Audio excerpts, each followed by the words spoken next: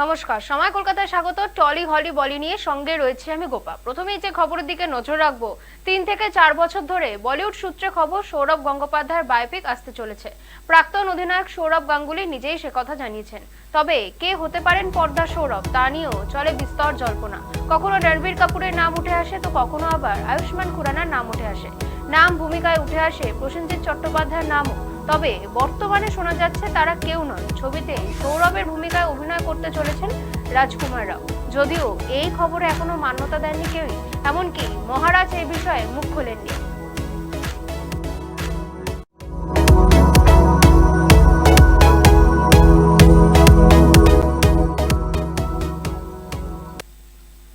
একটা সময়ের পর মায়েদের বন্ধু হয়ে ওঠে কিন্তু মেয়েরাই, আর বাস্তবে সত্যি করে মায়ের বিয়ে দিলেন মেয়ে।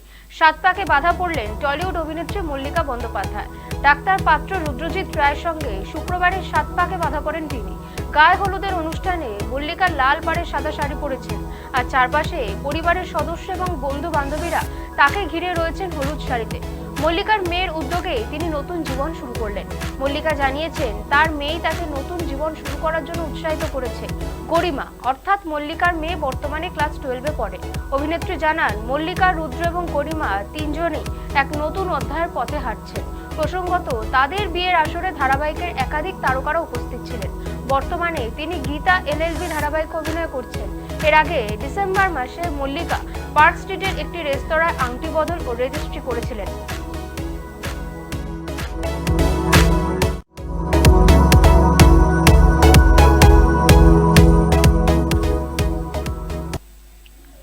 অসুস্থ বর্ষিয়ান অভিনেত্রী অনামিকা চক্রবর্তী, সামনেই বড় অস্ত্রোপচার হতে চলেছে তার।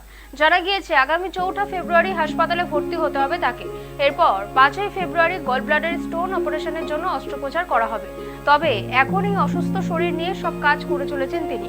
ইতিমধ্যেই এক সংবাদ মাধ্যমকে নিজের এই অসুস্থতার কথা জানান তিনি।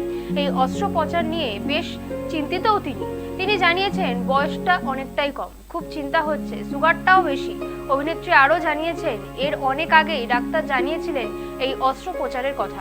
তবে সে সময় সুগার প্রেশার বেশি থাকায় সেটা করা সম্ভব হয়ে ওঠেনি।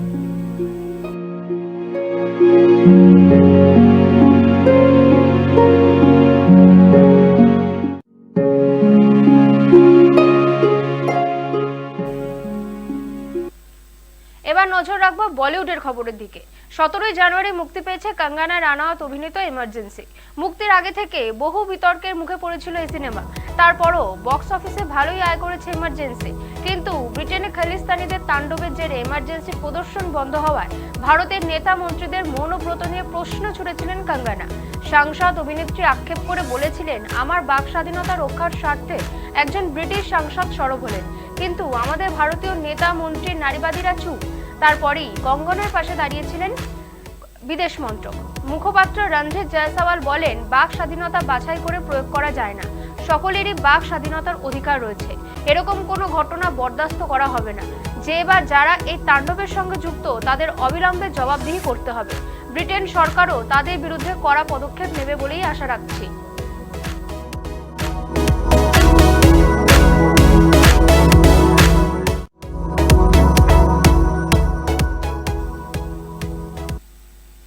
বলিউড সুপারস্টার অক্ষয় কুমারের সময় বেশ খারাপ যাচ্ছে। অভিনেতার একের পর এক সিনেমা ফ্লপ। এর আগে একটানা 16টি সিনেমা ফ্লপ হয়েছিল। এত কিছুর মাঝেও সম্প্রতি মুম্বাইয়ের বোরোভালি ইস্টে অবস্থিত তার একটি অ্যাপার্টমেন্ট 4.25 কোটি টাকায় বিক্রি করেছেন অভিনেতা। তার একটি অ্যাপার্টমেন্ট 4.25 কোটি টাকায় বিক্রি করেছেন তিনি। অ্যাপার্টমেন্টটি স্কাই সিটি প্রকল্পে অবস্থিত, যা ওবেরয় রিয়েলিটি দ্বারা নির্মিত। অভিনেতা 2017 সালে অ্যাপার্টমেন্টটি 2.38 কোটি টাকায় কেনেন। তার 78% দাম বেড়েছে বর্তমানে। তার বিলাসবহুল বাড়ির মূল্য প্রায় 80 কোটি টাকা, যেখানে টুইঙ্কেল খান্না এবং অক্ষয় কুমারের জীবনযাপন থেকে একাধিক সামাজিক মাধ্যমও তাদের ঘরোয়া জীবন শেয়ার করা হয়েছে। উল্লেখ্য, বক্স অফিসে কিছুতেই ম্যাজিক দেখাতে পারছেন না খিলাড়ি। অক্ষয়ের ছবি থেকে মুখ ফিরিয়েছে দর্শকরা। সমস্যা কোথায়, অভিনয় না কন্টেন্ট? প্রশ্ন উঠছে একাধিক।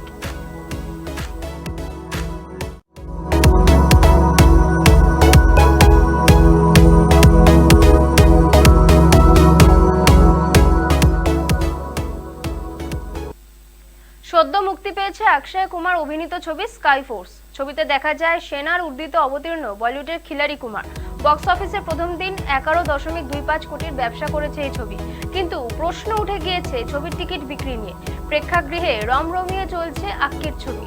সম্প্রতি দেখা যাচ্ছে সাধারণতন্ত্র দিবসের প্রাক্কালে মুক্তি পাওয়া স্কাই ফোর্সের বক্স অফিস পারফরমেন্স প্রথম দিন খুব একটা খারাপ নয়। নেটিজেনদের একাংশ দাবি করেছেন অনলাইনে টিকিট কাটার সময় দেখা যাচ্ছে একাধিক হলে অনেক টিকিটই বিক্রি হয়ে গিয়েছে, কিন্তু প্রেক্ষাগৃহে গিয়ে চোখে পড়ছে উল্টো ছবি। প্রায় সব আসনই ফাঁকা, এমনকি বিনামূল্যে টিকিট দেওয়ার পরও নাকি মাত্র 2% ভরেছে হল। অনেকে কটাক্ষের সুরে লিখেছে এভাবে বড় তারকা হওয়া যায় না। সব মিলিয়ে স্কাই ফোর্সকে ঘিরে বিতর্ক অনেক।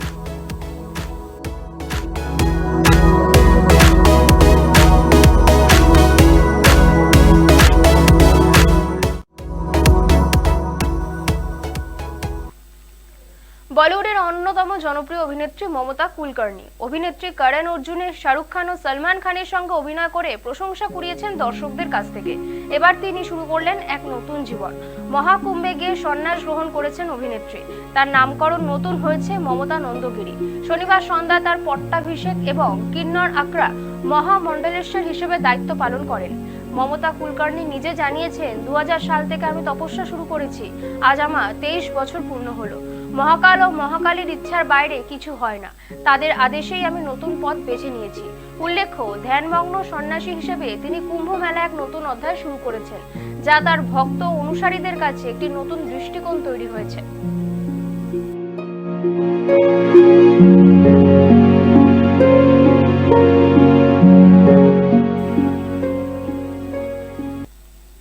টলি হলি বলি এখনকার মতন এ পর্যন্তই। অন্যান্য সব খবরের জন্য নজর রাখুন সময় কলকাতায়। সময় বলবে সময়ের কথা।